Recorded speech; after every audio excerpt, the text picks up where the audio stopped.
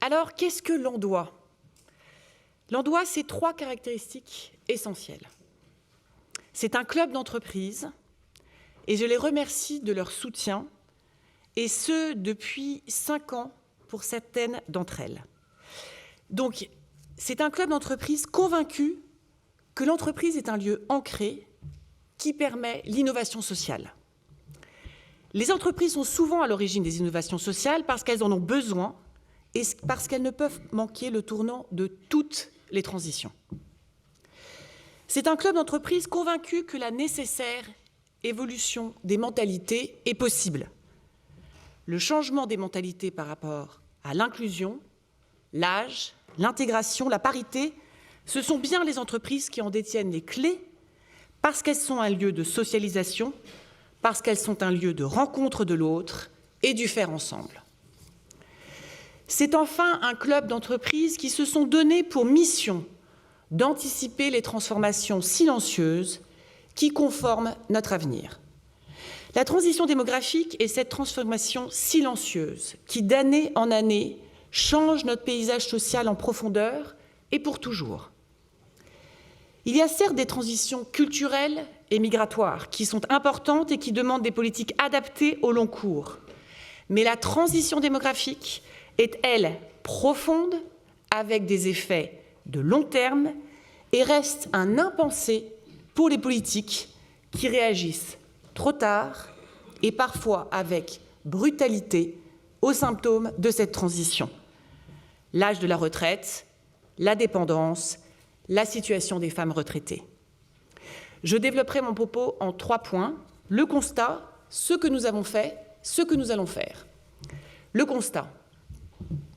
La plupart des gens, vous et moi, ceux dont le métier n'est pas d'une pénibilité physique particulière, ne se lèvent pas le matin en pensant qu'ils sont seniors. Les gens se réveillent le matin en pensant à ce qu'ils ont à faire et comment ils vont le faire.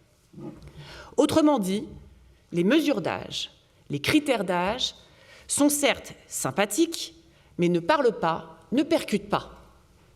Ce n'est pas ce dont nous avons besoin. Ce dont nous avons besoin, tous, c'est de politiques sociales qui accompagnent les différents stades de nos vies, lesquels sont des transitions lentes et douces, et non pas des seuils ni physiologiques ni psychologiques. Bref, nous avons besoin de changer le regard que nous portons sur l'âge. Nous avons besoin d'un nouveau récit. Pour l'économiste ou les démographes, la transition démographique n'est pas un risque, c'est une certitude. Pour les hommes et les femmes, les familles, cette transition démographique est à la fois une bonne nouvelle, la promesse d'une vie plus longue, mais ce sont aussi, on le sait, des risques graves, comme la dépendance physique ou la pauvreté économique. Gérer ces risques et s'en prémunir doit devenir une priorité pour toutes les familles. Pour prendre en compte ces risques, nous devons regarder en face cette transition afin d'anticiper les déséquilibres sur les marchés de l'emploi et de l'épargne et d'inventer un modèle de croissance adapté à cette évolution inéluctable. La transition démographique demande des adaptations tant dans le système de protection sociale que dans la recherche et la structuration de nouveaux services adaptés aux nouvelles réalités démographiques. Devant la lenteur de l'adaptation des systèmes publics, il est permis de penser que les entreprises seront plus rapides et plus efficaces.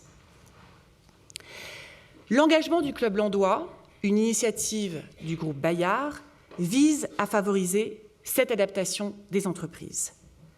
Face à cette certitude démographique, on déplore en France un taux d'emploi des seniors qui est l'un des plus faibles de l'OCDE, nous le savons. Cette situation n'est pas seulement dommageable à l'économie du pays, elle est aussi préoccupante en termes de bien-être des personnes âgées, dont l'espérance de vie en bonne santé dépend de leur maintien en activité.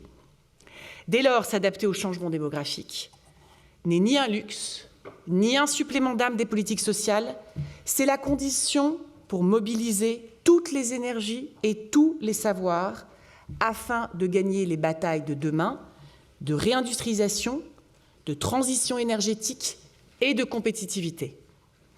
Il ne faut pas opposer les générations, ni dans la société, ni dans les entreprises. Rendre le travail attirant et l'entreprise attractive pour tous sont des défis qu'il est juste de relever pour la santé, le bien-être et la sociabilité, mais aussi pour la cohésion, la compétitivité et la performance des entreprises. Les tensions sur le marché de l'emploi invitent aujourd'hui les entreprises à repenser une relation au travail tournée vers l'engagement des collaborateurs, et ce, à tous les âges. Changer de regard vis-à-vis des anciens est un défi collectif. Et ne nous y trompons pas, l'ageisme est toujours là. Alors Scorsese sort un nouveau film à 81 ans, les Rolling Stones un nouvel album, et on ne compte plus les vedettes des années 60, les écrivains, les créateurs qui continuent d'occuper le haut du pavé au-delà de 75 ans. Ce privilège de l'éternelle jeunesse bénéficie aussi aux patrons des grandes entreprises et aux hommes politiques. Quel contraste avec la réalité pratique qu'affrontent les employés seniors dans les entreprises publiques et privées. Là, les mesures d'âge sont sévères et touchent des générations encore jeunes et pleines de dynamisme.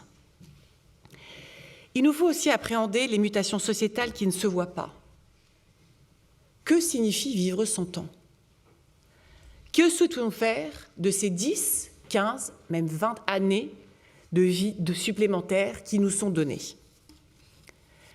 Croire que les entreprises ne sont pas concernées est illusoire. Elles sont évidemment concernées et leurs offres doivent évoluer ainsi que leurs méthodes. Notons aussi que les femmes sont en première ligne de la transition démographique pour 2 raisons.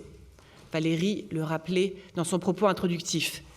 La première est que leur durée de vie est plus longue que celle des hommes.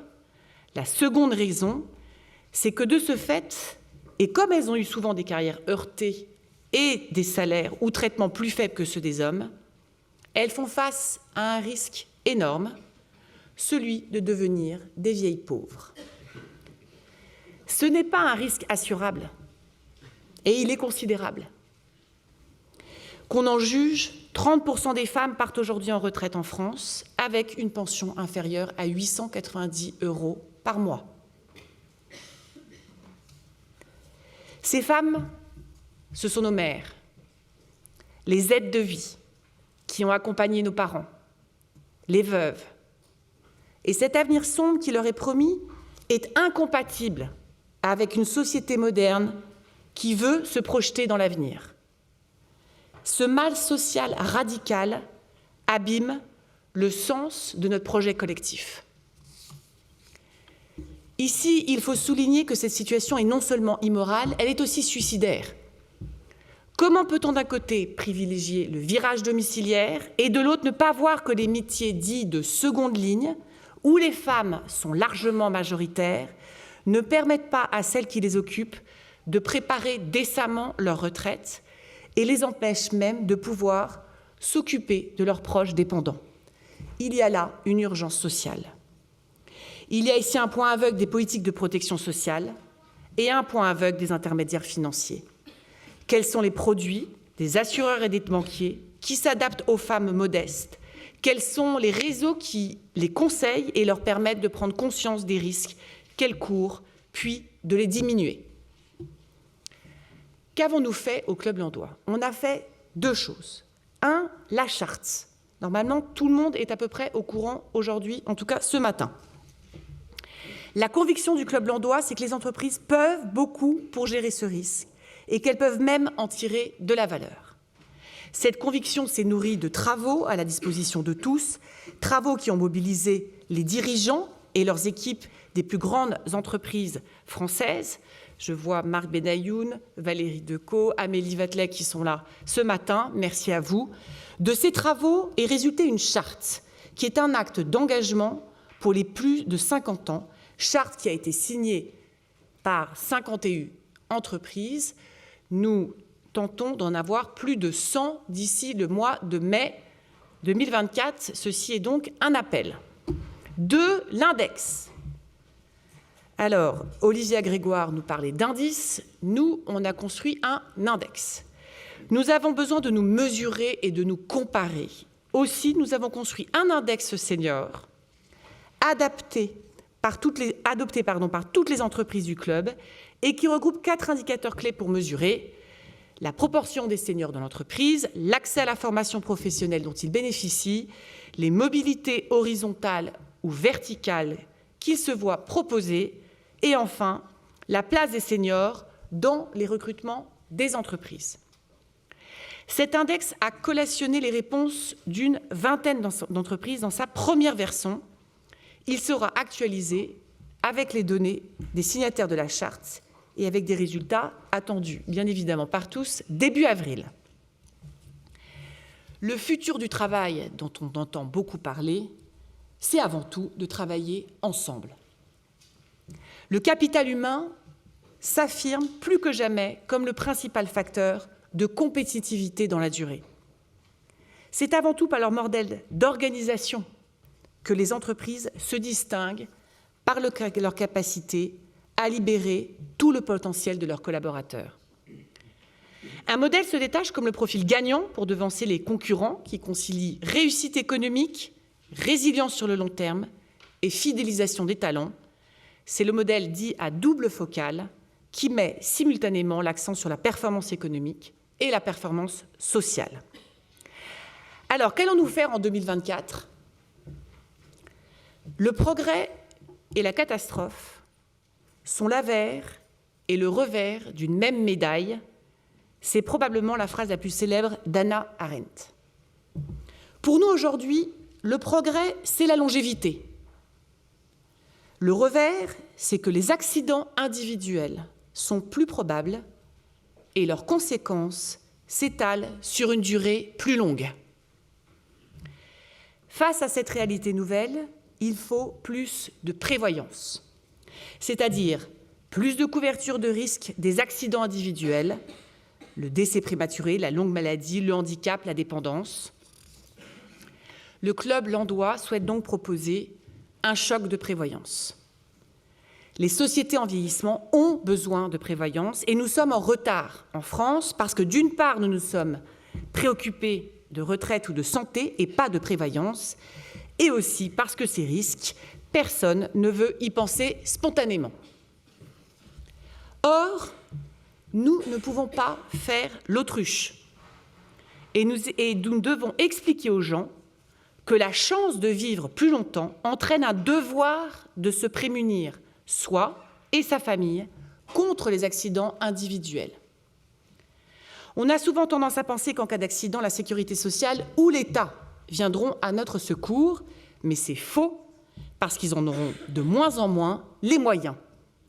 Je vois Marianne Monchamp hocher de la tête.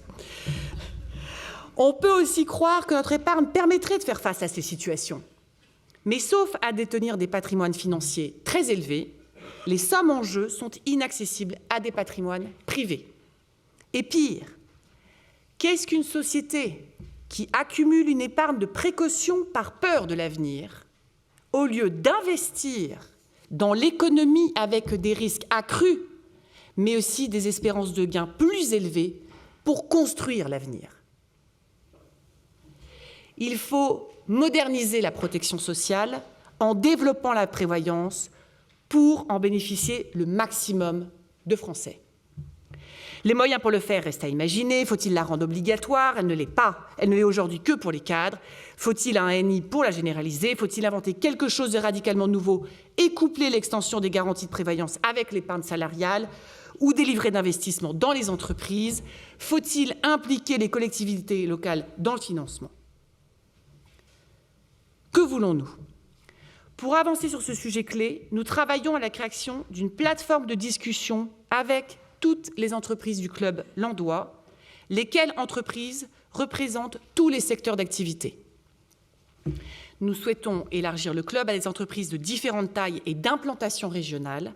Cette plateforme sera bien évidemment aussi ouverte à tous les partenaires sociaux et aux intermédiaires financiers et aux associations. Cette initiative d'un choc de prévoyance participe de l'innovation sociale qui est attendue des entreprises. Il faut remettre de l'audace et de l'énergie dans le système. Le gouvernement, qui a réuni le portefeuille du travail ainsi que celui de la santé et de la solidarité sous la responsabilité d'une ministre unique, devraient être sensibles à cette proposition. Bonne journée à tous.